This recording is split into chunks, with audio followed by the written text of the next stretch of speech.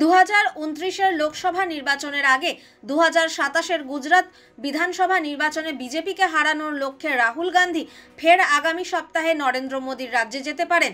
কংগ্রেস সূত্রের খবর, আগামী 15 এপ্রিল গুজরাটের প্রদেশ কংগ্রেস নেতৃত্বকে বৈঠকে ডাকা হচ্ছে। সেখানে রাহুল নিজেই হাজির থাকতে চাইছেন। আহমেদাবাদে গতকাল কংগ্রেসের জাতীয় অধিবেশন শেষ হয়েছে। সেখানে গুজরাট নিয়ে বিশেষ প্রস্তাব গৃহীত হয়। কেন গুজরাটে কংগ্রেসকে প্রয়োজন তার বিস্তারিত ব্যাখ্যা করা হয়েছে সেই প্রস্তাবে। রাহুল চাইছেন গুজরাট বিধানসভা নির্বাচনে প্রায় 2.5 বছর বাকি থাকলেও এখন থেকেই কংগ্রেস প্রচারে নেমে পড়ুক। গতকাল আহমেদাবাদে কংগ্রেস অধিবেশন শেষ হতেই রাহুল জয়পুর যান, সেখান থেকে যান সাওয়াই মাধোপুর।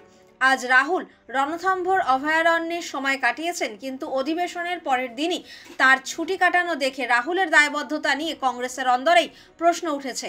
তার ঘনিষ্ঠ নেতারা অবশ্য বলছেন, রাহুল যে আগামী সপ্তাহেই ফের আহমেদাবাদ যাচ্ছেন তা থেকে স্পষ্ট তিনি নরেন্দ্র মোদী অমিত শাহকে তাদের ঘরের মাঠে হারাতে কতখানি মরিয়া।